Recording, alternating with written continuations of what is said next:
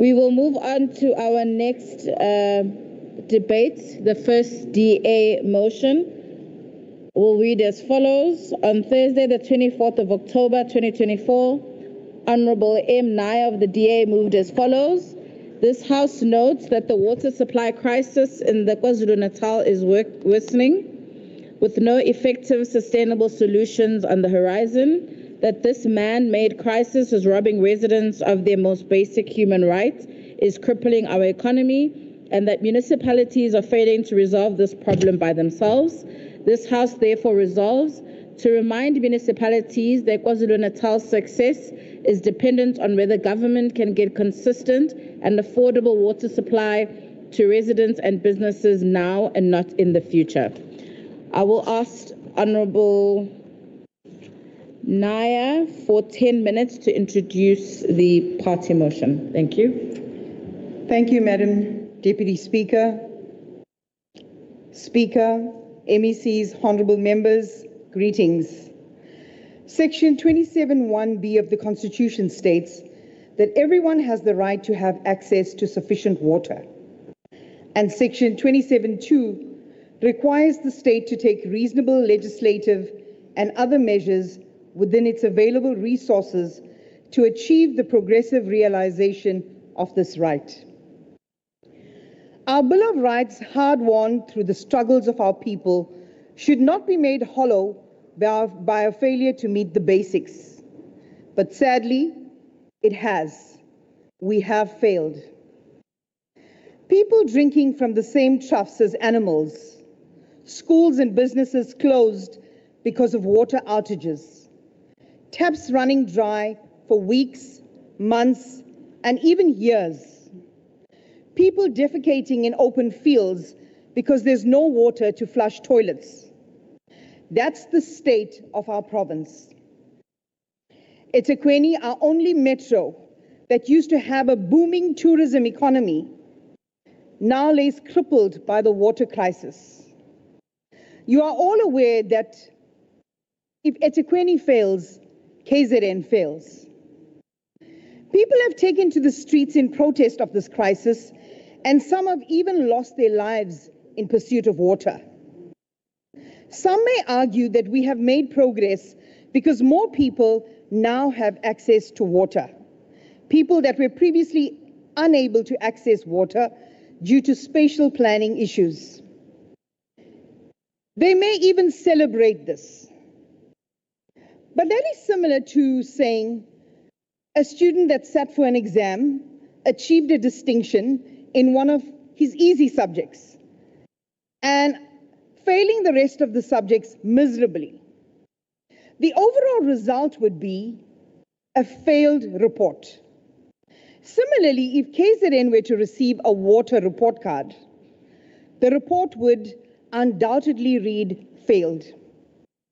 You see, true success is not in celebrating one's achievements, but in acknowledging one's weaknesses and failures and dealing with them. That's what the 6th Parliament attempted to do when they made water KZN's #1 priority. Now, in 2019, the Provincial Master Water Plan was initiated. It is a plan meant to address the water crisis. The South African Human Rights Commission criticized the KZN Master Water Plan, calling it an ambitious document that lacked detail on how it would be implemented. Let's take a look at the plan. The plan was unrealistic and did not take into account that along the way there would be unavoidable challenges like natural disasters. To date, there are still flood damages that have still yet to be repaired. The Provincial Master Water Plan doesn't address how maintenance issues will be tackled. Now, according to the AG, on average, municipalities spend only 3.9% on repairs and maintenance, falling short of the norm of 8% set by the National Treasury. The plan doesn't outline how interventions and bulk projects would be monitored and evaluated. There's no information on the proposed interventions and the bulk projects named in the plan. Word on the ground is that some of these projects have been abandoned after billions were spent on them. The plan did not anticipate or prepare for corruption and maladministration. Criminal syndicates are accused of not just capitalizing on existing water crisis, but actively sabotaging municipal water supply systems. Tanker mafias reported in Ethekwini, but to date, no updates of arrests have been made.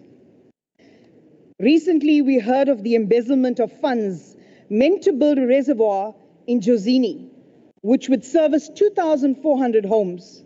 This project began in 2019, and the reservoir still remains empty. Well done to the MEC for exposing this corruption.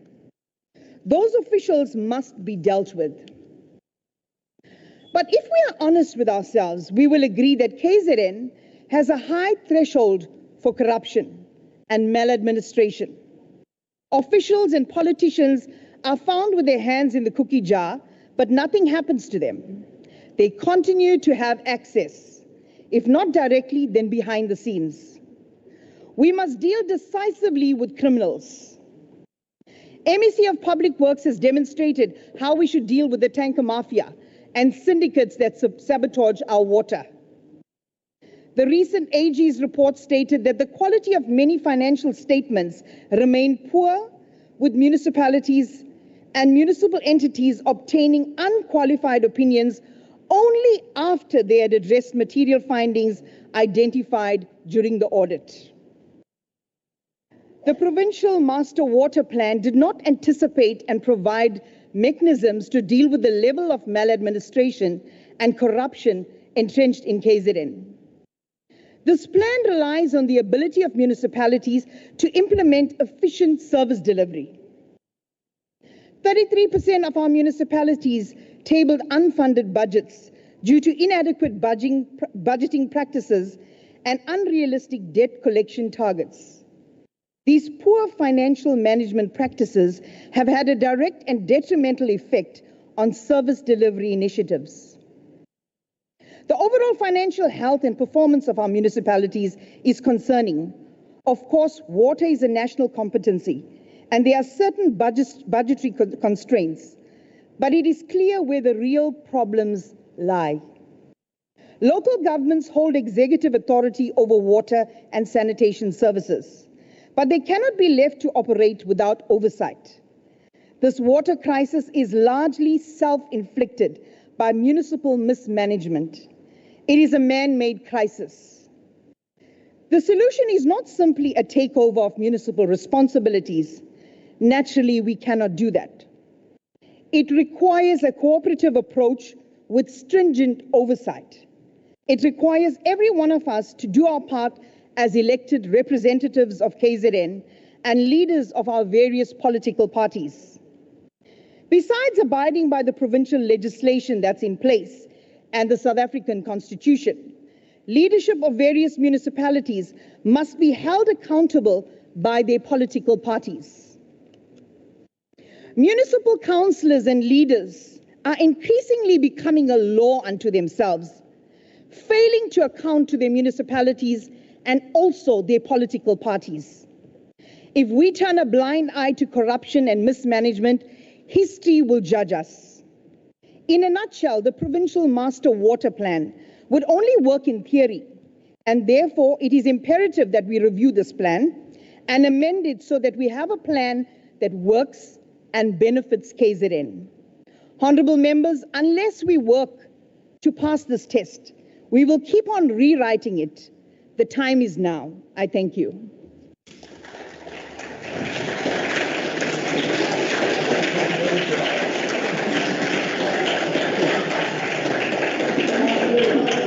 Thank you so much, Honourable Naya. We will begin with the debates for 6 minutes from the MKP, Honourable T.A. Nene.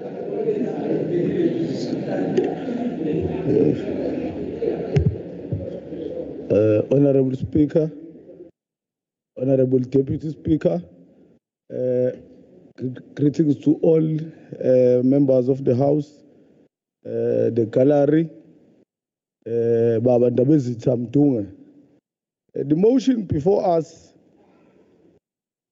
is such an important that no one can dispute in this province. Udaba lokuntuleka kwamanzi inkiyankiya esicacile ukuthi uhulumeni wesifundazwe kanye nabo masipala bayahluleka ukuqhamuka nesu lokuyixazulula. Ngisho kwawona uhulumeni lona omusha wengxubevange awukaqhamuki nalutho olutheni olubambekayo ukuthi le nkinga ingaxazululwa kanjani. Thina njengomkhonto wesizwe siyalwemukela lolu daba olubekwa phambi kwalendlu namhlanje ukuba silidingihle futhi silithathe njengodaba oluphuthumayo. Inkinga nje sixakwa ukuthi luphakamiswa ngumuntu naye oyingxenye walohulumeni wengxubevange engabe yena nongqongqoshe bakhe beza nesixazululo. Hayi ukuthi athi masibe nenkulumo mpikiswano ngoba olusobala kanje. Honorable Speaker, the district municipalities in local government are the ones given the task to supply water to the people. Then the question you will ask is whether district municipalities are competent enough to execute this mandate. We should ask ourselves what kind of leadership we have in these municipalities and how capable and capacitated are those leaders. The cadre deployment of both the ANC and the IFP in these municipalities have totally destroyed the local government and dismally failed to address the scarcity of water in this province. Some officials deployed in these municipalities are totally clueless of what they should do in those critical positions. They are only loyal to their parties when it comes to the awarding of tenders and fundraising for their political parties with corrupt activities. Somlomo hloniphekileyo thina njengenhlangano yabantu umkhonto wesizwe siyakugxeka ukugixabezwa kwabathile ngezikhundla eziphezulu komasipala kodwa bebe bengenawo amakhono namava afanelekile nadingeka ukwenza umsebenzi. Lokhu kubambezela intuthuko ubuyisela emuva nokuncane okuhle ebese kwenziwe laba bantu abanye babo kwabona bazazi noma bayangena noma bayaphuma yini emsebenzini.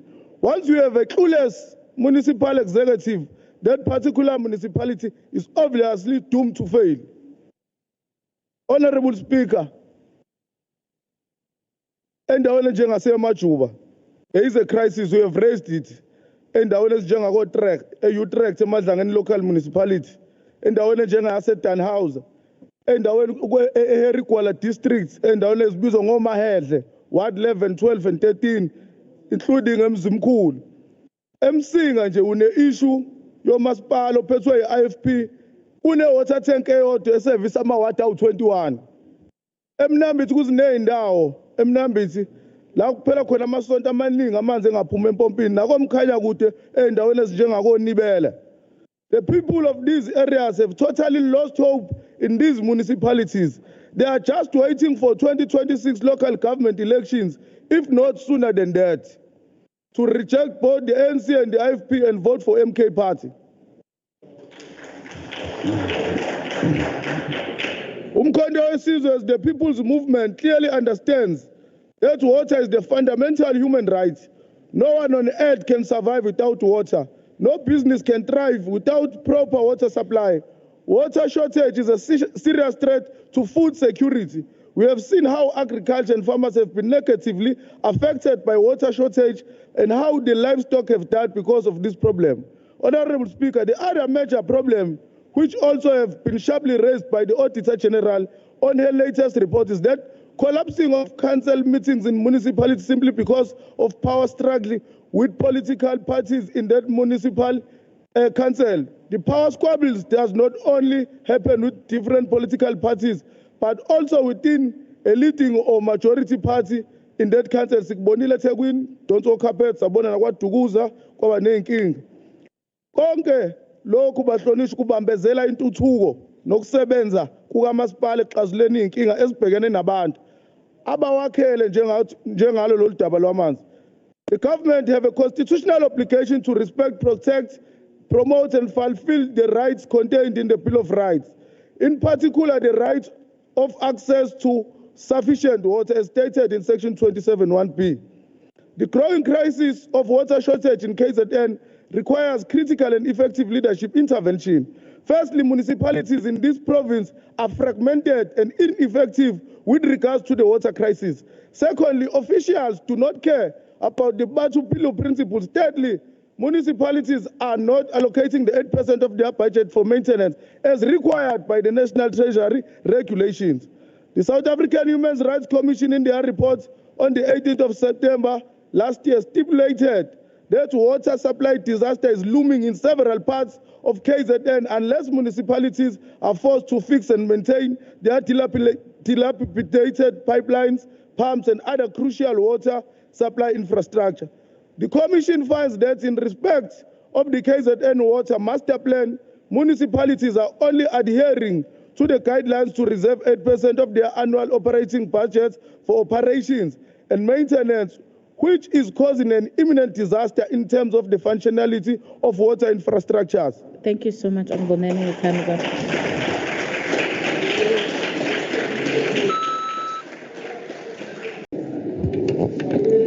Thank you, Madam Speaker. And I wish I could have said it as eloquently as Honorable Biela. Indeed, a remarkable thing has happened here today. Both sides of the House has agreed that water is an issue that we need to address. No, I'm not grandstanding, Honorable Member. It's okay, Honorable Member. You don't have to respond to him. You can respond to the debate. Thank you. Madam Speaker, a remarkable thing has happened here today. We have proven how important democracy is. That in a democracy, in spite of us being part of a GPU, we can disagree with each other, we can hold each other accountable, and still wake up tomorrow morning and still be the GPU. And that is remarkable, absolutely remarkable. Have you ever heard of the saying, iron sharpens iron? That's exactly what we are doing here as the GPU. The time has come to pull out this plan out of the water, resuscitate it, and breathe new life into it, GPU life. Now, Honorable Nkosi, you've agreed with me, but you've blamed the GPU for the problems. Now, I'm not sure if you heard me very clearly, but just putting forward this motion is a step toward a solution. And today we've presented solutions in the House. I'm very concerned about this kind of thinking, because very soon, if you get up in the morning and see that it's raining and you're not happy about it, you're going to blame the GPU. Or if it's too hot, you're probably going to blame the GPU. And that is extremely worrisome. The MK, two of your speakers, MK Honorable Nene and Honorable Commander-in-Chief. Well, the MK has just confused me a little bit. I've even lost my train of thought because you've quoted the Bill of Rights and the Constitution. And my understanding is that you do not approve of the Constitution. So you've contradicted yourselves today by speaking to the Constitution when it suits you. You've been raising the issue of water and saying that we are not coming up with solutions. And yet again, I'll raise with you that we brought forward solutions. Honorable Kumalo, you have said that we need to have oversight of all municipalities, irrespective of who runs the municipality. And I'm reminded of what our leader, Honorable Francois Rogers, always says. Principle before politics. It doesn't matter who runs the municipality. If there are things that are wrong in that municipality, as part of the GPU, we will raise those issues and we will work towards resolving those issues. It will be a sad day if the DA turns a blind eye to things that are wrong just because we are part of the GPU, and that will never happen. Honorable Madlopa, Honorable Fraser, you have spoken at length about the historical issues of water, and I have touched on that in my speech. I have said that it is true, it has been a problem in the past, and it is a success of the ANC that has been governing this province. However, we need to move forward. Accurately, if we look at the General House Survey, the access to water has increased in our province. However, we do not have a consistent, affordable water supply in our taps. And that is the issue that we are raising today. That is the issue that needs addressing. So we must work together and we must address the challenges that have been highlighted today. They say that we gravitate in the direction of our most dominant thought. And if we continually look at the past, it's going to be very difficult for us to move forward. And then my favorite speaker, Honorable Brautisep, you were on the money. Indeed, you've painted a wonderful, I wouldn't say wonderful would be a wrong word. You've painted a very clear picture of the scenario in Ethekwini, especially when you spoke about the water loss. The entire provincial water loss, 50% of that, Ethekwini is responsible for 50% of that water loss. That is in the amount of about 2 billion rands.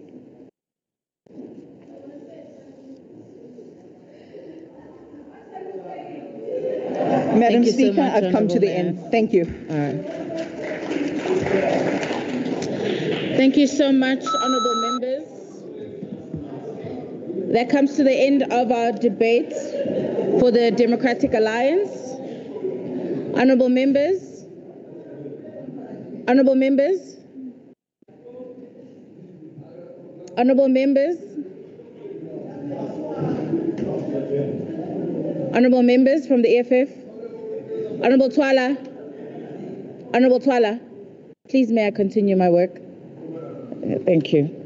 Honourable members, we're going to move on to the third debate of the MK party. It will read as follows. On Thursday, the 24th of October, 2024, Honourable Dr. M.S. Mthethwa of the MKP moved as follows. This House notes that the challenges faced by the Emergency Medical Response Services, EMRS, in KwaZulu-Natal. EMRS plays a critical role in saving people's lives in a province that is plagued by social ills and high levels of violent crime, coupled with poor roads and infrastructure. And while attempts by SAT to curb crime are ongoing, EMRS probably remains one of the best tools that the department can use to reduce deaths associated with crime and accidents.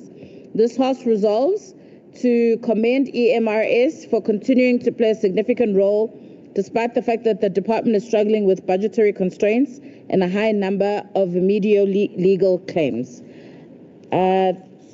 Honourable members, may I please ask Honourable M.S. Mthethwa for 10 minutes to introduce the motion. Thank you so much.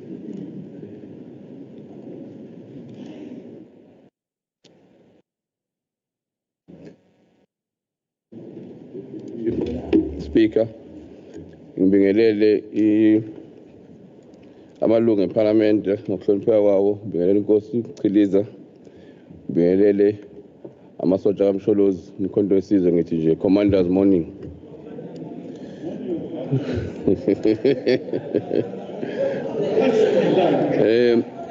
It's been a long day. A lot of things have happened namhlanje. Okuhle nokubi. Let's just hope ukuthi kena kuzoqhubeka okuhle kuye phambili. I like into esiyibonile ukuthi sometimes kuyakwazi ukuvunyelwana. So I think one akunyaka sicacise nje kube is state say EMS sila sikhona namhlanje hayi because of umkhonto wesizwe or what happened last year or this year. It has been ongoing for the last 5 years, last 10 years, long before umkhonto wesizwe ube khona. So the same people on the left who have been discussing this, I will assume, and you've been trying things to fix this. So whatever you have been doing, kwenzekile. Kuningi okungenzekanga. Kuhle ukuthi sikuvume ukuthi kena amaphutha enzekile la enzeke khona. Nakukhona esingakwenza sikwenzeni.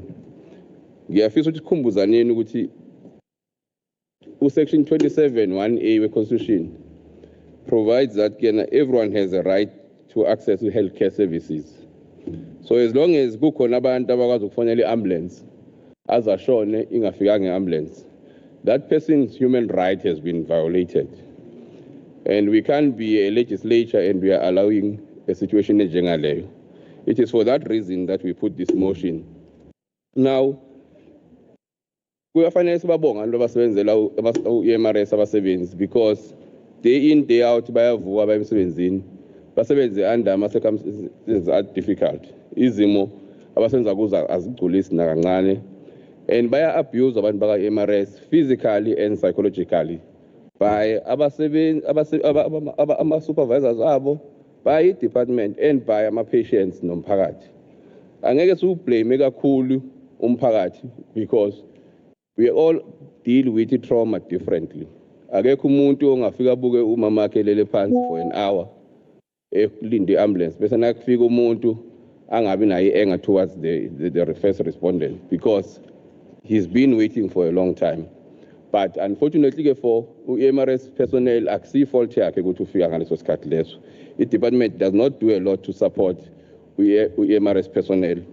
Also, I would like the House to note that the department is not doing a very good job in taking care of the short staff that they have of EMRS psychologically. Looking at how much these people are exposed to psychological traumas, we should be doing a lot more. If there is something we are doing, it is not enough, and we should not even be proud to say, no, we are doing this. It is not enough, it's negligible what we are doing. We should do more. And then comes the issue of moving forward. We as MK, we will not leave any stone unturned until we fix EMRS. We are of a very strong view. We are of a very strong view that the Department of Health is in a vicious cycle with this EMRS problem.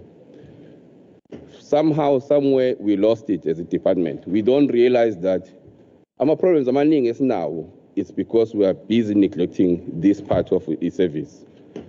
We blame cost, budget cuts, we blame budget. Yet, the department in a budget. There's a lot of luxury things in the budget. Honorable Kik, as a chairperson, will be correct to say to me, and so we've requested reports from the department. There's a lot of reports, financial reports, which can show that there is money that the department can use.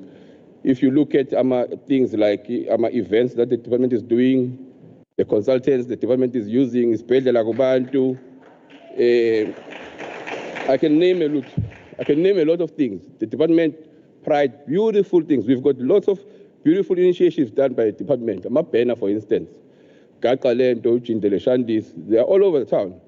But if you look at the cost of that, a banner service can cost you from 10,000 per month to 300,000 per month. In a year, one banner can easily cost the department 3 million. How many ambulances can you buy with that money? How many personnel can you hire with that money? So it's not the issue with Imalas now. The issue here is how or where are we using the money. That is why MK 1890 rejected budget. We are saying, you did budget for this, next year can we do things differently? Can we reprioritize the money that is allocated to us? We are not saying we want more. Can we just reprioritize this? The one thing we need to do is hire staff. If you hire staff in the department, you are dropping your cost. The whole physics of jumping is you have to go down first before you can go up. There is no way you can just jump up without fixing the basic in the department. We have to hire staff. There's a lot of criminality that goes on in the department. The MEC has reports, beautiful reports, that says we've got 7 ambulances in so-and-so base. If you get to that base, there's only 3 functional ambulances. The one ambulance will be stuck in Newcastle, being fixed for 9 months, 6 months, 4 weeks, 3 weeks, and we don't know what's being done there. If you go back in history with the department, you will realize that these ambulances, gearbox. We do have cases that have happened in Majuba where a whole fleet, 10 ambulances, gearbox, they were new, we were happy that they were delivered.